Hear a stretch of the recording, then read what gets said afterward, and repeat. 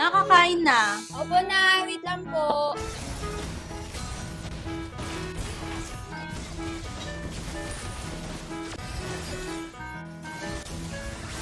Yung wait mo na naman, anong oras ka na naman naaabutin yan? Opo, ito na po. Hanggang ngayon pa rin ba? Cellphone pa rin? Maghapon pa na nagsa-cellphone. You have slain an enemy. Uy, si Siso! Uy, sis, tara sama ka sa amin. Hindi pwede, tinatapos ko pa itong nilalaro ko. Laro na naman, wala ka na oras sa amin, sis ah. O nga, pati ata nanay mo, di mo na kinakausap eh. Alam mo sis, walang masama dyan. Pero pag nakuha na niyan yung oras mo para sa sarili mo, sa pamilya mo at kay Lord, ibang usapan na yan sis. Tara tayo na lang. Tara. Grabe ito. Ay, sakta. Ayun naman, di niyo ako sinabihan. Start na pala. Di naman masama ang maglaan ng panahon sa digital world, social media, o online games, o ang iba pa. Pero kapag ka ito ang naging sentro ng buhay mo, malamang na marami ka ng mapabayaan. Ang mahirap, baka yung lalong mahalaga pa ang iyong mapabayaan, gaya ng relasyon mo sa iyong pamilya, sa mga kaibigan, at lalo na ay sa Diyos. Baka panahon na para i-turn off mo ang iyong notification at i-turn on mo ang real connection. Kapayapaan po at pagpalang umaga po sa inyong lahat. Pag-usapan po natin ang temang ito, kung paanong malulutas ang digital addiction sa panahon ngayon ng digital age. Tayo na po sa programang Blessed Day. Simula ng umaga at damhin ng pagpapala, araw ay gawing payapa, na Espiritong Banal ang kasama. May matibay na pag-asa, tayo ay mga pinagpala, na tanging sambin ng puso. Ama, salamat po. Sa panahon ng digital age, hindi lang trending ang dapat hinahanap natin, kundi ang mabubuting salita na mula mismo sa atin pong Panginoon. Ito ang diwa ng daily reflection sa araw na ito na mula sa Footprints, mula sa Isaiah chapter 55 verse 6.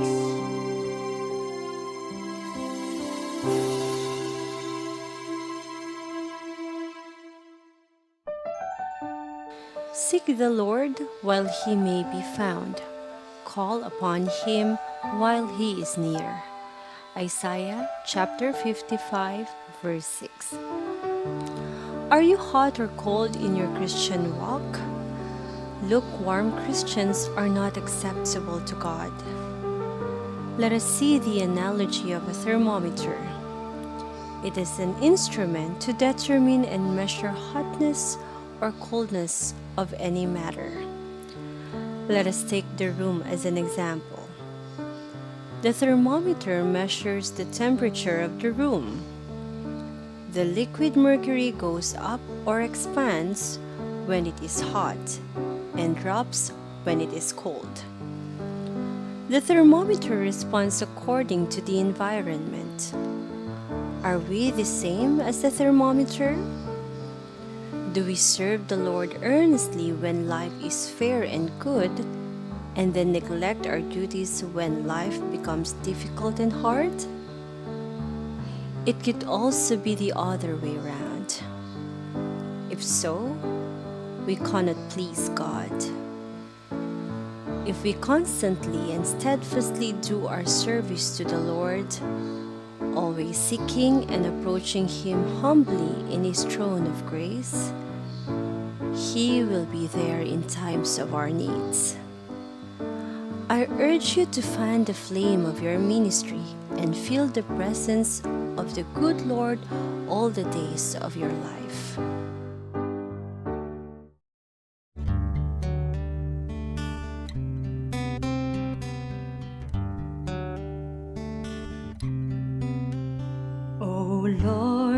you are my strength, the rock on which I firmly stand. Because of you, I stand tall, no fear inside. Through faith in you, I will win every fight. Oh Lord, you are my song, your voice makes me brave and strong. In every word and melody, joy fills my soul. Your love eternal makes my heart whole.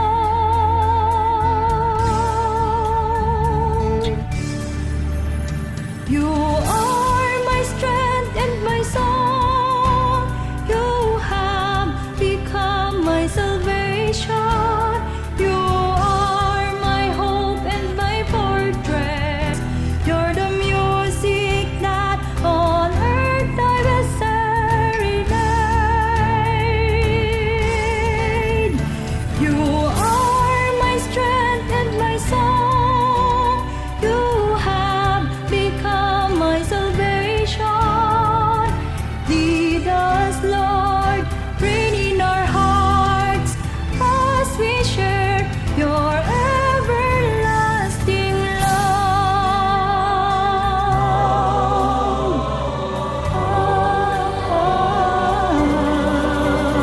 Oh Lord, you are my strength, the rock on which I firmly stand. Because of you, I stand tall, no fear inside. Through faith in you, I will win every fight. Oh Lord, you are my song, your voice makes me brave and strong. In every word and melody, joy fills my soul. Your love eternal makes my heart whole.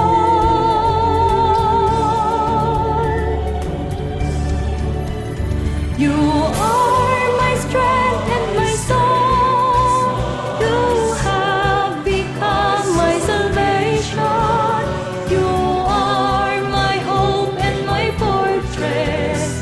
You're the music that on earth I will serenade. You are my strength and my song. You have become my salvation. Lead us, Lord, reign in our hearts as we share your everlasting love. Our voices raise and soar to you, our praise forevermore. We lead our brethren hand in hand until we fulfill your great command. You are my strength and my song. You have become my salvation. You are my hope and my fortress. You're the music that on earth I will serenade. You are my strength and my song. You have become my salvation. Lead us, Lord, reign in our hearts as we share your everlasting love.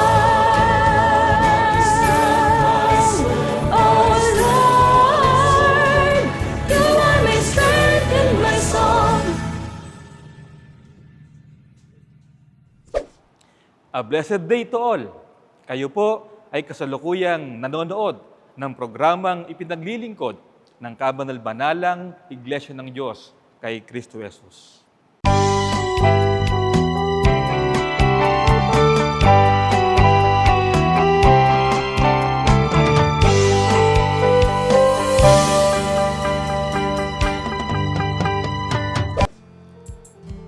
maiiwasan ang paggamit ng gadget for social media or digital media.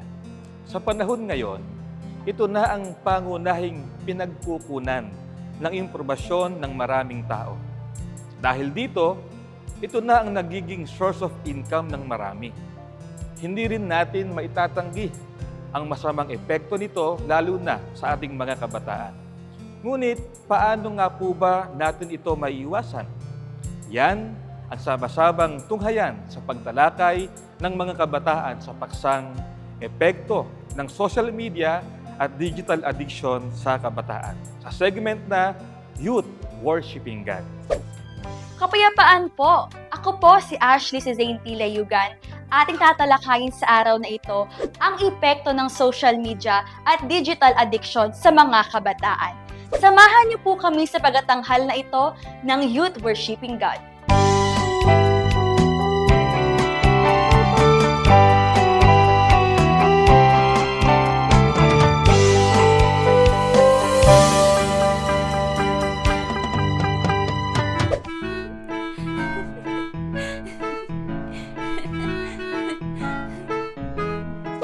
Hindi na bago sa atin ang paggamit ng social media.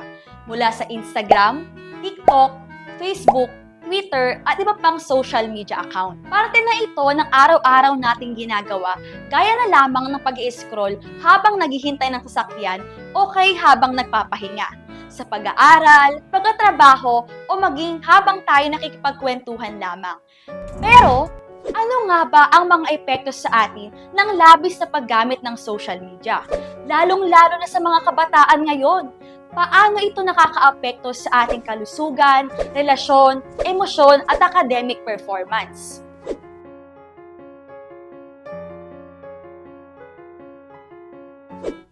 Sa panahon ngayon na kung tawagin ay digital age, tila natural na bahagi na ng ating buhay ang social media. Sa isang pindot lang, maaari tayo makipag-ugnayan sa ating mga kaibigan, mag-browse ng latest trends, at makakita ng mga napapanahong videos online. Ngunit, sa likod ng mga nakakaaliw na memes, nakakatawang posts at viral videos, hindi natin namamalayan na may mga seryosong epekto pala ito sa atin.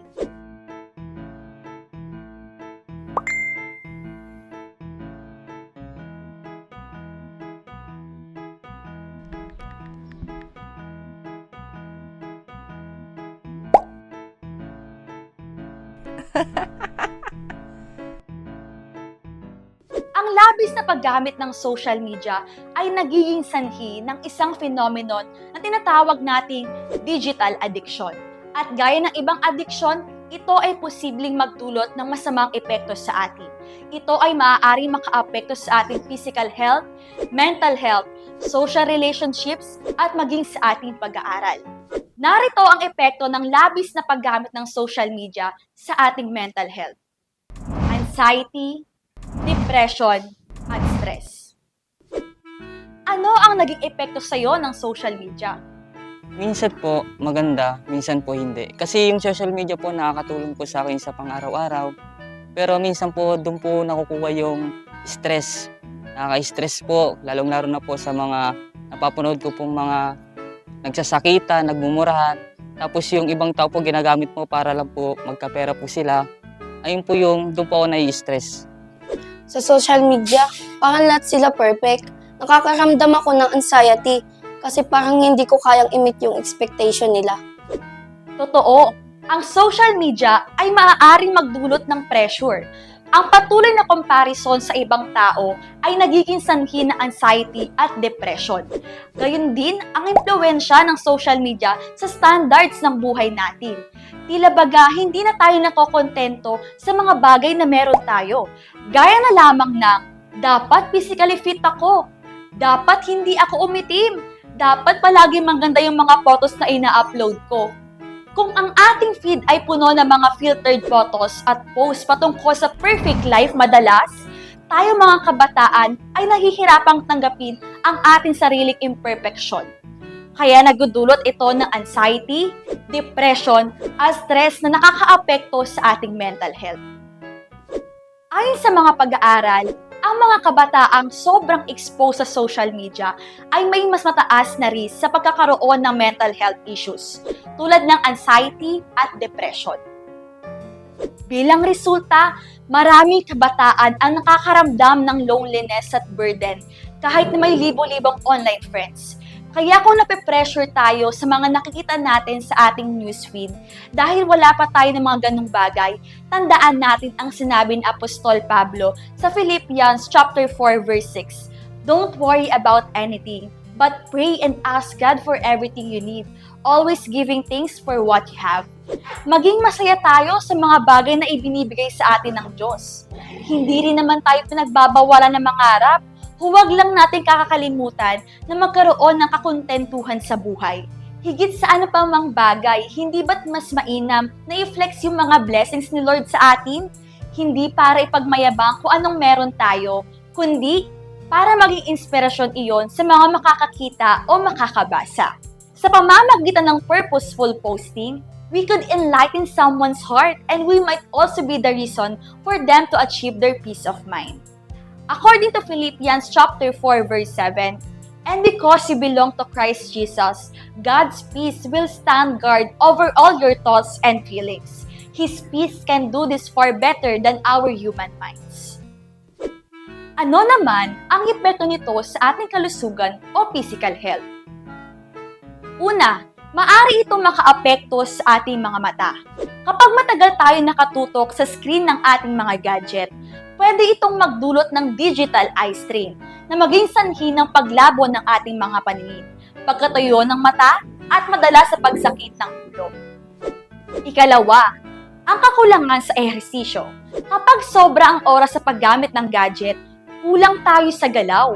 Dahil dito, mas mataas ang tsansa nating magkaroon ng obesity, sakit sa puso at diabetes. Kaya mahalagang igalaw ang katawan. Ikatlo, ang pananakit ng katawan. Napapansin niyo bang sumasakit ang inyong leeg at likod? Baka yan ang tinatawag na tech neck o text neck, galing sa maling postura habang ginagamit ang cellphone o laptop.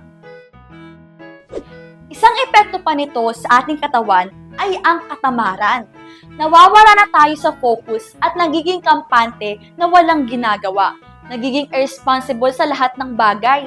Unti-unti, nawawala na rin tayo ng gana sa mga gawaing bahay.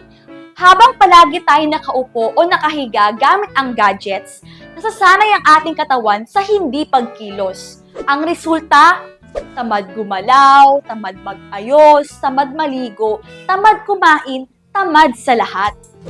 Kaya tandaan, ang katamaran ay hindi lang simpleng ugali. May epekto ito sa ating katawan, isipan at hinaharap. Kaya't gumalaw, kumilos at mag-isip. Ang bawat maliit na hakbang ay may malaking epekto.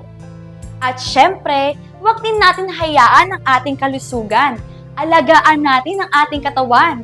Katulad nga ng dalangin ni Apostol Juan sa ikatlong Juan 1:2, Mahal kong gayo, idinadalangin kong ikaw sana'y nasa mabuting kalagayan at malusog ang pangangatawan tulad ng alam kong mabuting kalagayan ng iyong buhay espiritual. Dahil alam naman natin na itong katawan na ito ang ginagamit natin sa pagsamba at paglilingkod sa Diyos. Imbis na magbabad sa panonood o pag-i-scroll sa social media, mas mainam kung may active participation tayo sa church o maging sa school. Nalilinaw tayo sa kaalaman, tumatatag pa ang ating relasyon sa Panginoon. Kaya't muling paalala sa atin, ang social media ay ginawa para makatulong, hindi para maging sentro ng ating buhay. At hindi din lahat ng trending ay kailangan nating sabayan. Hindi lahat ng nakikita natin online ay totoo. Hindi lahat ng nararamdaman natin ay kailangan nating i-post. Gamitin natin ito ng may limitasyon. Alagaan at linangin natin ang ating isipan, katawan at oras. Hanggang dito po ang unang bahagi ng epekto ng social media at digital addiction sa mga kabataan. Hanggang sa susunod, samahan niyo po kami sa pagtalakay sa ikalawang bahagi ng topic na ito dito lamang sa Youth Worshiping God.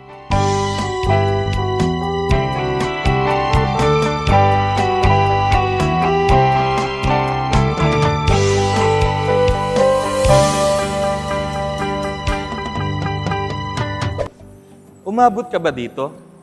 Share mo naman ang video na to para marami pa ang makapakinig ng aral. Maraming salamat po sa inyong walang sawa at palaging pagsuporta sa programang ito ng Kabanal-Banalang Iglesia ng Diyos kay Kristo Jesus. Bilang pasalamat, payagan po ninyo na kayo po ay aming ipanalangin para patuloy na gabayan at ingatan tayo ng Diyos sa ating mga plano sa araw na ito. Manalangin po tayo. Aba, Panginoon naming Diyos, Ikaw po na makapangyarihan sa lahat. Maraming salamat po, Panginoon, sapagkat kami po ay patuloy mong pinagpala sa araw na ito ng iyong mga pagtuturo at mga pagpapaalala sa amin. Lalo na po sa amin pong mga minamahal na mga kabataan. Kung papaano ang tama at wastong paggamit ng gadget o ng social media o ng technology na kaloob mo sa panahong ito. Panginoon, tulungan mo po sana kami na kung ano ang iyong kalooban na paraan ng paggamit nito, siya po ang magawa namin, lalo na po ng amin pong mga kabataan, upang ito po ay hindi maging dahilan ng kapabayaan po ng mga bagay na ginagawa po namin, lalo na po ng aming mga pag-aaral, ng amin pong pagtatrabaho at higit na nga ang aming pagpapahalaga sa mga paglilingkod sa iyo. Panginoon, ang technology, ang gadget, maging ang mga social media platform na meron sa panahong ito, ay magamit nawa namin upang lalo po naming maipalaganap ang iyong mga aral sa lahat ng mga tao.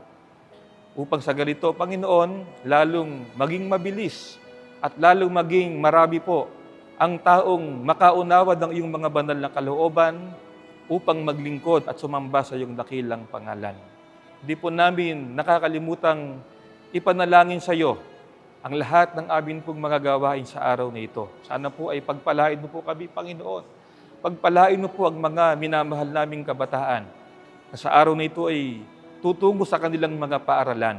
Sana po ay tulungan mo po sila, magkaroon sila ng karunungan na nagmumula sa iyo upang ito ay maging tulong sa lalong ikatakatanghal ng iyong pangalan sa mga paaralang kanilang pinapasukan. Panginoon, pagpalain mo rin po kami sa amin pong mga pagtatrabaho, sa lahat ng amin pong mga gagawin.